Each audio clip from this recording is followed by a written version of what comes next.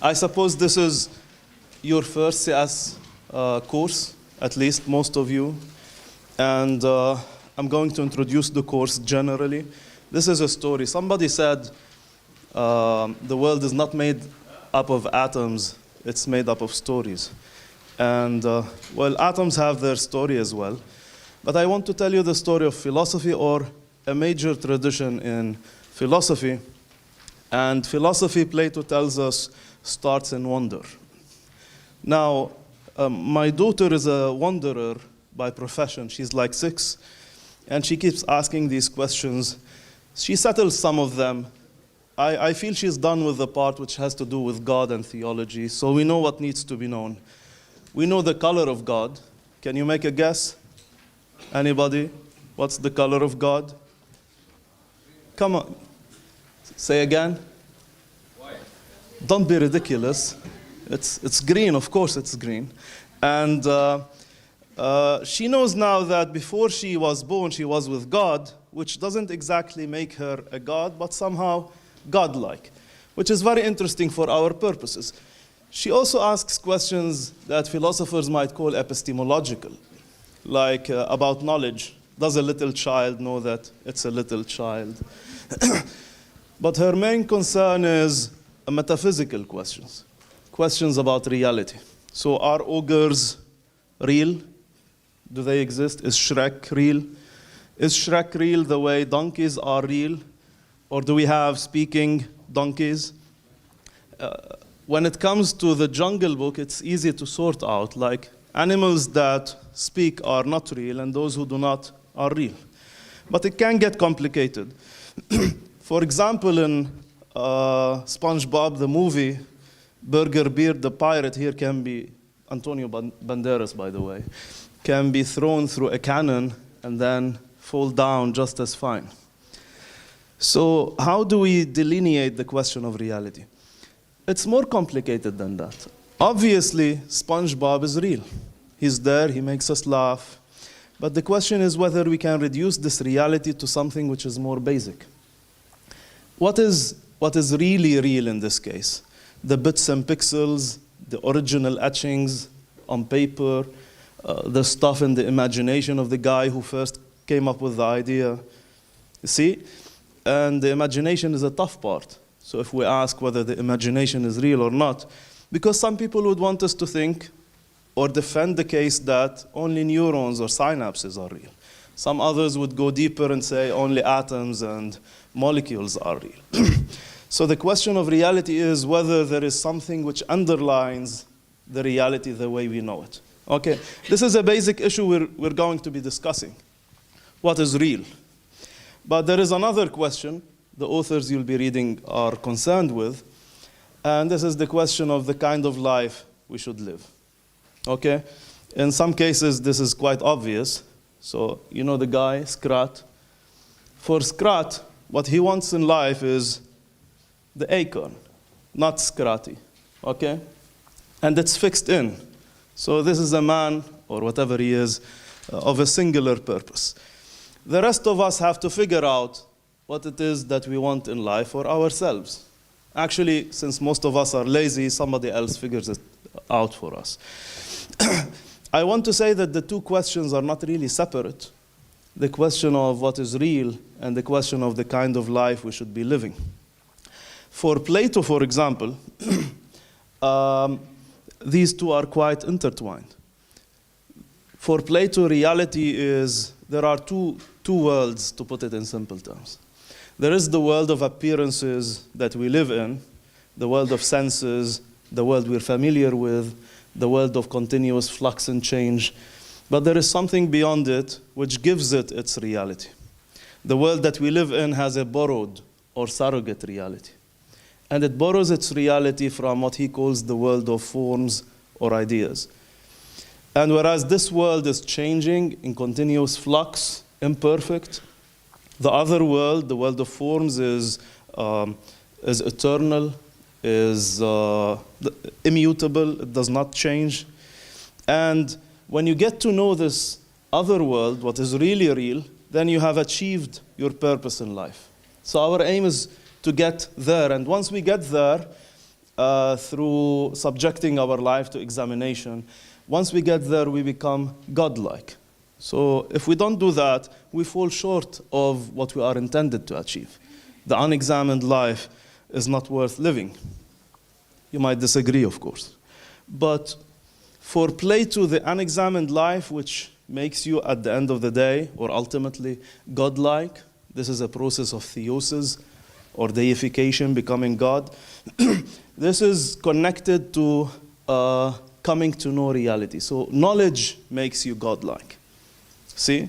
Not the certificate, let alone an MBA, real knowledge, or knowledge of what is real. That's the same. And as you get there, since this is a transformative process, you move away from this world of change that we live in, the world of appearances, and you approach the world of forms. Actually, originally you came from there, because when we say we, when we point to ourselves, what we mean is not this body. This body belongs to this world of perishables, disposables, okay? But our soul does not, our soul is more divine. And this is something that we can do in our life. Actually, Plato, see, we ought to fly away from earth to heaven as quickly as we can. To fly away is to become like God, okay? But then he qualifies as far as this is possible. People usually forget qualifications. You tell someone, I'll tell you something, keep it between us. They remember the something, they forget the between us. So qualifications seem to elude us. Anyhow, becoming God is something that Socrates here managed to do. At the moment of death, he was pointing out to a reality which is higher than this material world, where you find happiness, and you find happiness again through knowledge. So again, for Plato, we have this ephemeral reality, and we have what is really real. And what is really real, which is populated by these forms or ideas, like for every chair in this world, there is a perfect form of the chair, without which these regular chairs that you sit on would not exist. So they establish the reality of this world. They do more than that for us. I discuss it very briefly in your fly sheets, whatever we want to call them at one point. But these are very crucial for Plato's theory. Let's not go very far away. Socrates was killed in Athens because he was supposedly corrupting the youth and introducing new gods to the city, something that we at the CS program do in a more systematic and supposedly more successful fashion than Socrates. But you should be familiar with Master Oogway. Master Oogway at the end of Ice Age, actually, Kung Fu Panda Part 1, disappears into a storm of cherry petals, you remember? So this is with Hans Zimmer in the background, the music. So this signifies the dissolution of the body. Of course, he comes up again in Kung Fu Panda Part 3 because the death of the body does not mean death. There is the real life beyond the body. But the point is not simply that the body dissolves. The point is that he has achieved wisdom and happiness and serenity. Okay? There are issues with the theory of forms. Plato was aware of them, and he subjected some of these issues to scrutiny. But the guy who did much of the scrutiny and argued most forcefully against the theory of forms was a Plato student, Aristotle. 20 years a student of Plato at the academy in Athens. For Aristotle, we look at several chairs, and then our mind or our reason, our intellect has the capacity to abstract a universal, a concept, which is the universal chair. You see many circles, all of them imperfect because they're part of this material world, according to Plato.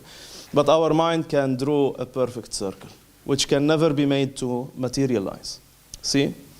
So for Aristotle, this more perfect circle only exists because of these less perfect circles. For Plato, these less perfect circles could not exist without the more perfect one. You see, the relationship is inverted. Okay, the universal, the concept for Aristotle depends on these particular imperfect instances or instantiations of the concept, the chairs, the lousy chairs that render you sleepy. See? For Plato, these would not exist if that universal did not exist first. So whereas in Plato, the universal is primary, for Aristotle, the universal is parasitic and dependent upon the particulars. That's very crucial. And you'll see why. Anyhow, goodbye to the forms. They are idle prattle, and if they do exist, they are wholly irrelevant. That's a bit harsh, especially that the theory of forms was the darling of Plato. For Aristotle, the kind of access to things, the kind of perspective which he depended on to see things is more biological. The man was a biologist. He had groundbreaking research in biology. Plato is more leaning towards mathematics. That's why he thinks that these perfect entities of mathematics give us or provide us with the model for reality. So Aristotle's model was more organic. And organic in this sense. Sometimes we speak of organic unity and sometimes we speak of mechanical unity.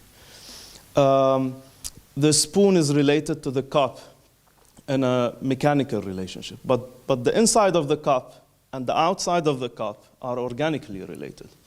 Try splitting them apart. Could you try doing that? Your reason can do that. Your reason can analyze the cup into an inner side and an outer side. But in reality, when you have a tangible, real cup of coffee, the kind of coffee that probably you're eager to have right now, then you cannot do this splitting. Okay? Outside there, this reality dictates what you can do and what you cannot. And this is the reality that matters. For Aristotle, this is what we have. So to say that there is some form of cupness out there which dictates or makes this reality of this particular cup real is extravagant, is redundant, is unnecessary. Okay?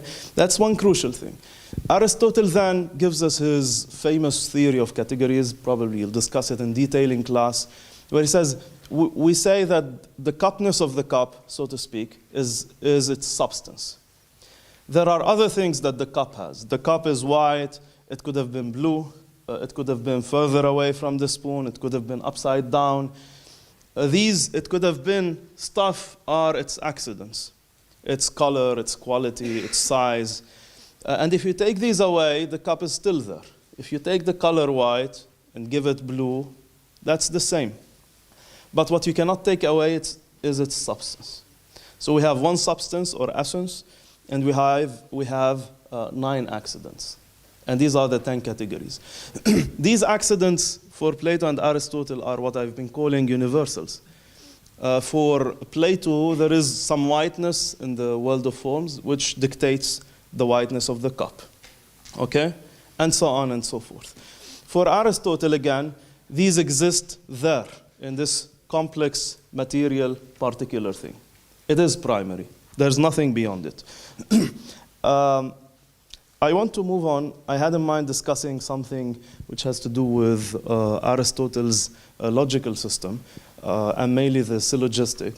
You'll discuss this in class. Suffice it to say that Aristotle tried to refine the tools which would allow him to study the world scientifically, to categorize things. That's why we have the 10 categories, the accidents and the substance, and to test the scientific knowledge, and that's why he developed his logic. The syllogistic is the centerpiece of this logic, for reasons that you will see in class. Okay? The syllogistic is sometimes assumed to be productive of knowledge, but this is mistaken. For Aristotle, the syllogistic is simply a test of whether this scientific logic is consistent or not. It does not produce knowledge, no more than the coffee filter produces coffee. Okay, I won't discuss this further.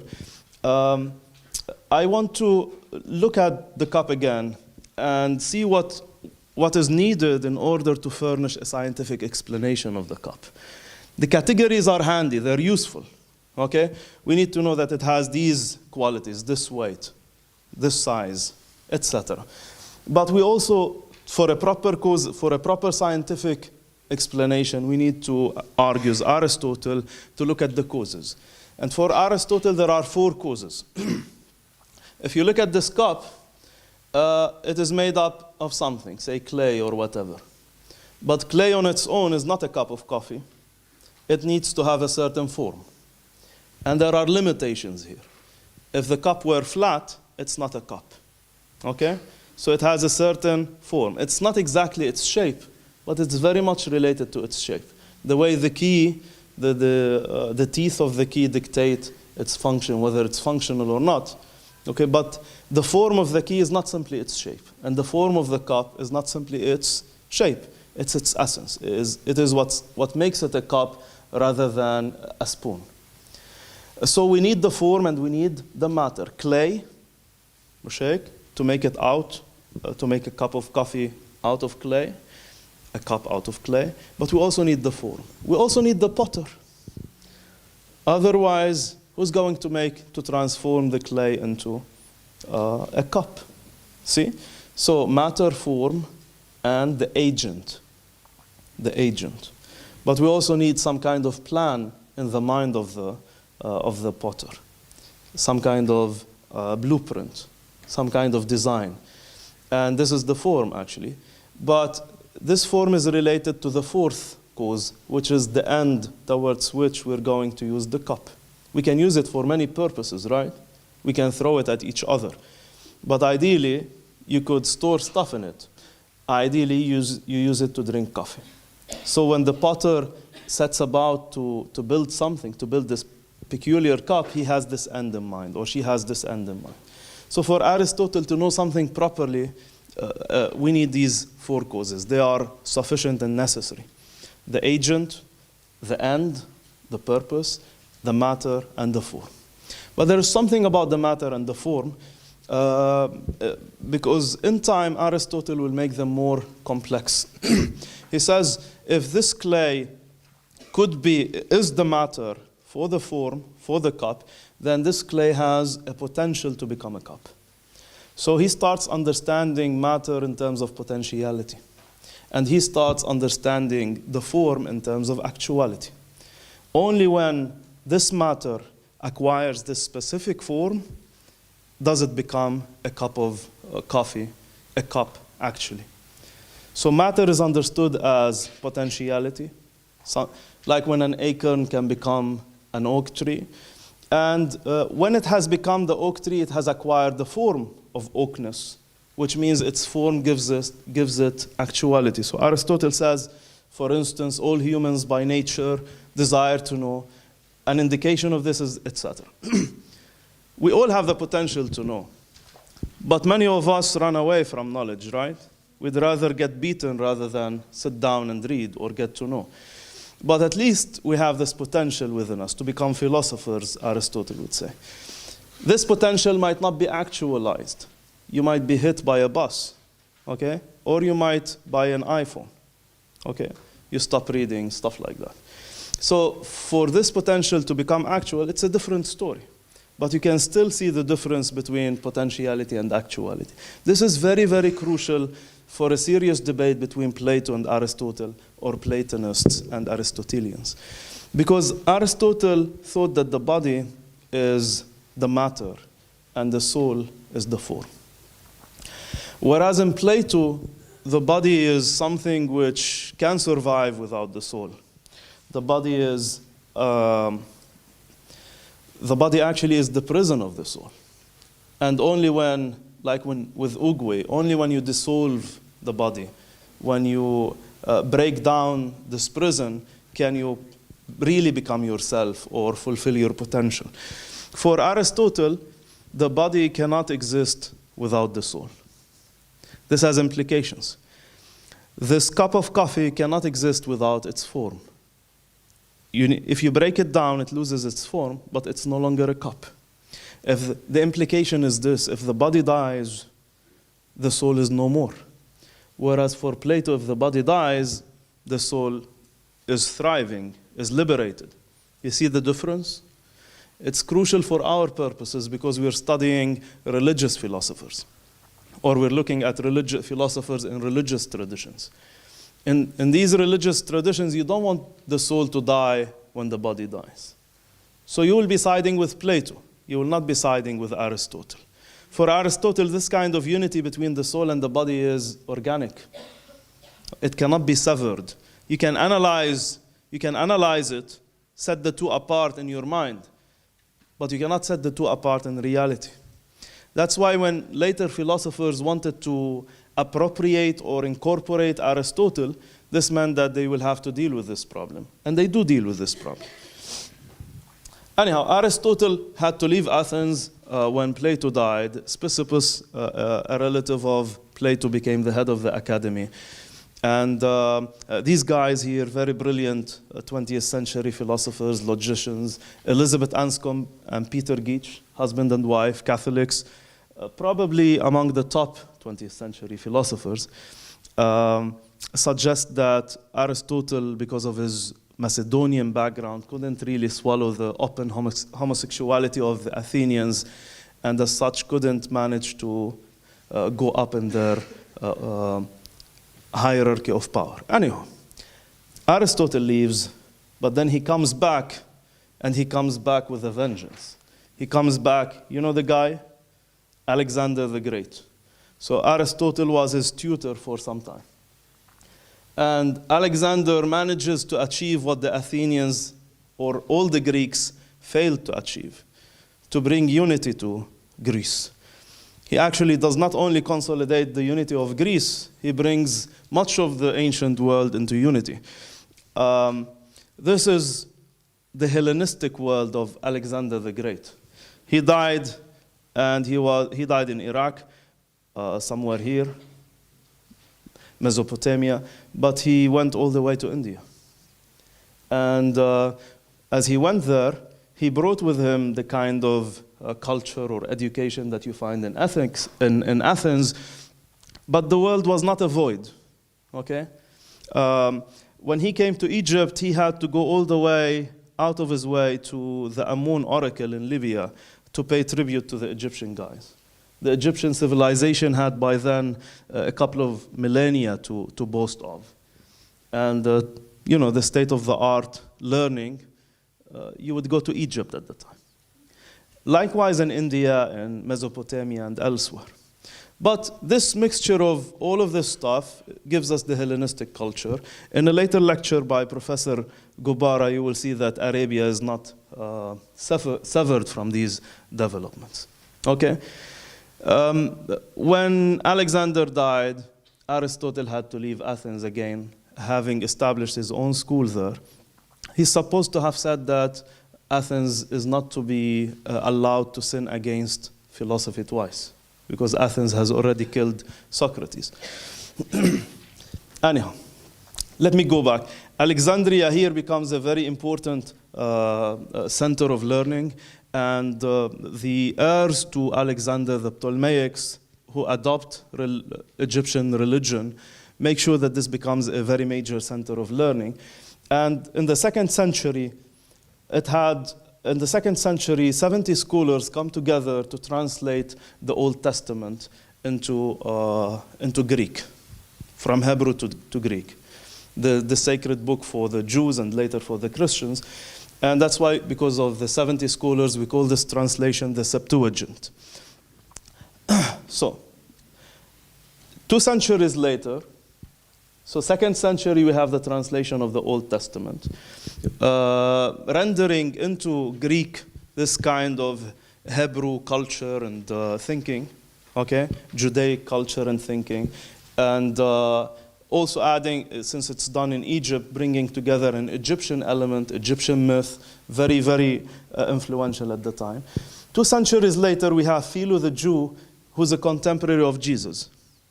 And Philo was a Stoic. I haven't said anything about Stoicism, but we have Platonism, Aristotelianism, and then we have Stoicism as the 3 major schools at the time.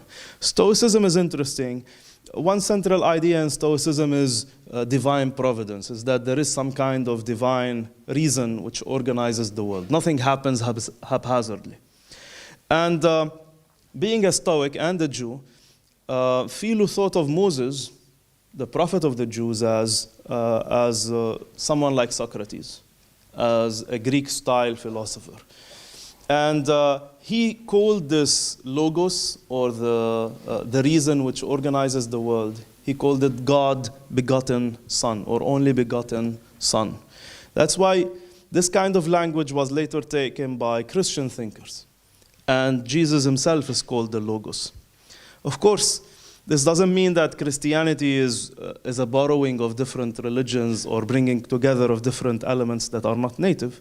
One could see this as a plan preparing the ground for the Christian breakthrough. And actually, much of religious thinking does this. Anyhow, another very influential figure and another contemporary of Jesus is St. Paul. And St. Paul had can be described as somehow influenced by Platonism. Philo, likewise, was a Stoic, but he was a Stoic paving the ground for the dominance of Platonism later on. Okay? 2 centuries further, around 180 AD, this is the Roman Empire of Marcus Aurelius. You can see why the Romans called the Mediterranean a Roman lake. Okay? The Romans inherited the Greeks, and many of the schools that the different philosophical schools of Greece were established and sponsored by Roman emperors. One such emperor is Marcus Aurelius. You might know the guy. He's the old man from Ridley Scott's movie, The Gladiator. His son kills him in the beginning of the movie. That's not true, probably. But what is true is that after Aurelius, we have what we call the Roman crisis. Aurelius was a philosopher, not just an emperor. He was a philosopher emperor, a very interesting figure.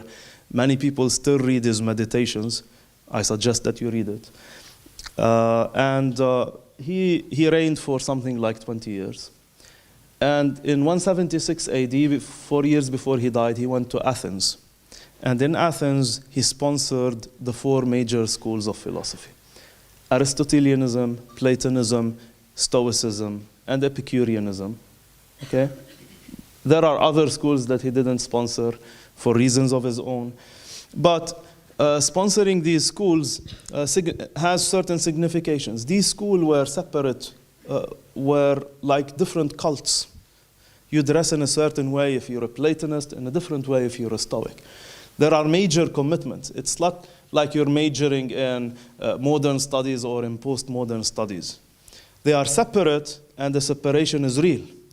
You cannot be a Platonist and a Stoic at the same time. But immediately after Aurelius, in what we call, again, the imperial crisis, some kind of eclectic thinking was on the rise. People were bringing elements from Platonism and Aristotelianism together. Actually, Aurelius himself was called a Stoic halfway to Platonism. And this is the crucial point, and this is where our course practically starts, in this period. It is called late antiquity, which coincides with the Roman imperial crisis. So you have a historian, Peter Brown, writing a book called Late Antiquity from Aurelius to Muhammad. This is the period. Okay, you know Muhammad, and you know a little about Aurelius now. What you need to know, I think, is that a new school of philosophy, somehow new, dominates everything else, Platonism. But to differentiate it from earlier Platonisms, like the Platonism that Aurelius sponsored was called Middle Platonism. This new Platonism, we call it Neoplatonism. And the major figure there is Plotinus, okay, who was born in Alexandria but established his school in Rome, I think. I'm not sure, actually, maybe in Athens. Plotinus definitely gives precedence to Platonism, but he brings all different schools together. There are serious Aristotelian elements there, definitely serious Stoic elements. But as of now, if you say philosophy, what you have in mind is Neoplatonism. When you read Augustine and he says philosophers, he means Neoplatonists. When you read Ghazali and he's attacking the philosophers, although this is a bit too later in time, much later in time, he means Neoplatonism. There are many variations of Neoplatonism.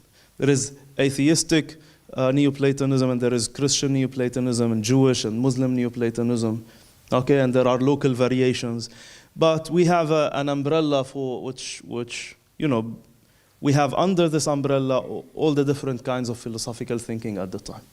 Okay? Neoplatonism dominates. And let me tell you something about Neoplatonism. So for Plato, we have two realities. Well, one reality and something which derives its reality from. We have the world of forms or ideas of immutable entities, perfect entities, and we have the ephemeral world of mutable stuff, which we are part. Well, partly so. Part of us belongs in the world of forms, and part of us belongs in this material world. Okay? This setting allows Plato to solve many problems. One problem you will be concerned with is the problem of evil. So for Plato, there is no problem of evil. You have two principles. Okay? You don't have an absolute benevolent God who's the principle of everything. Because the problem of evil only arises if you admit such a God. If God is so powerful, so knowledgeable, so benevolent, how come there is evil in the world? But if God has besides him another principle, the world, then the world has its shortcomings. And if there is evil, you could blame the world. See? So, bottom line, Plato solves many problems. But then he engenders a new problem. If these two things, these two worlds are so separate, so unrelated, how can they connect? How can we be part of one and part of another? And Plotinus wanted to find a solution to this problem. For Plato, the mark of the real, to say that something is real, it needs a mark. And the mark of the real was, for Plato, immutability, that something does not change. Plotinus suggested a different mark for the real. For Plotinus, the mark of the real was oneness. If something was consolidated in oneness, it is real. The more consolidated, the more real it is. Okay? And there is no two principles of the world. The world does not come by combining two different aspects of reality. The world issues forth from one principle, which he calls it the one, which is beyond being, beyond understanding, beyond perfection, Avicenna will say, فوق التمام. And out of it, everything comes. So we don't have two principles. Supposedly, this solves Plato's problem, but it creates further problems. And the problem for Plotinus becomes, how do we have all this multiplicity out of something which is absolutely one, a simplex? See, if it's only one, how could it give rise? One in every possible respect. One in every possible way that comes to mind, or does not come to mind. How could all this multiplicity derive from the one? And he had to suggest a complicated scheme. He says the one, because of its perfection, it gives rise to other things. And the first thing it gives rise to, actually he uses the image, that's why I have this slide, the image of light or the image of the sun.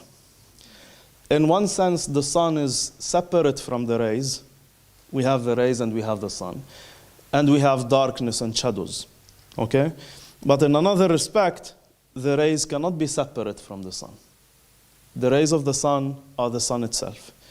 And only when we don't have the sun or its rays do we have darkness. And this is how he explains away or explains evil. See?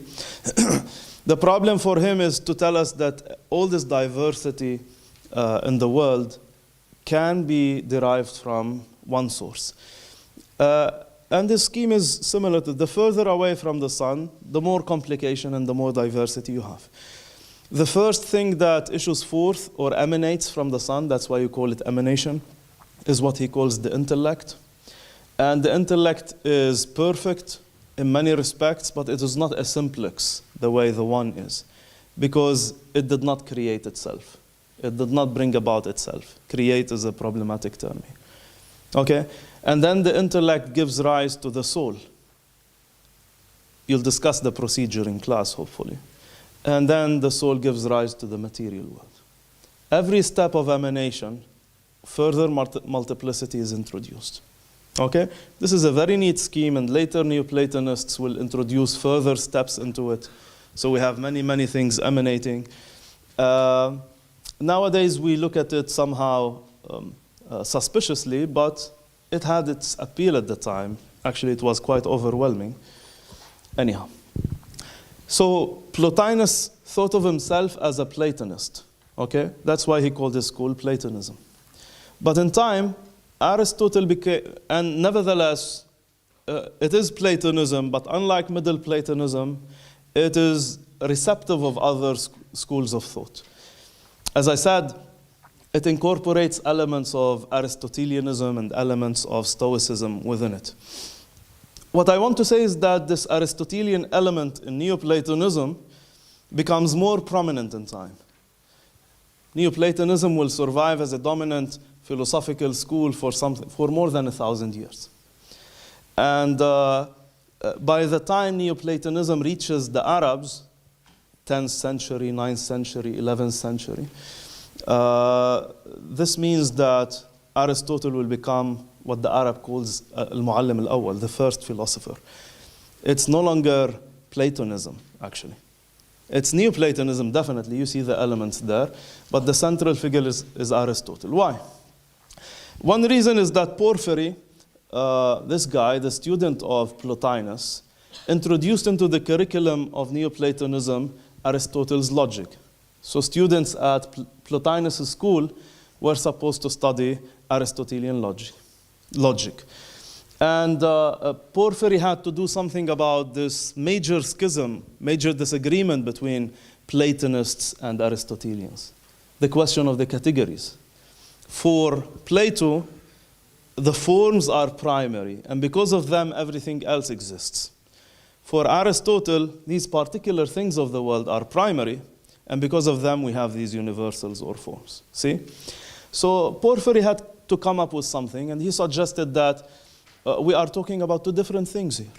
Plato is describing reality, whereas Aristotle is describing the way we understand reality. We talk about reality.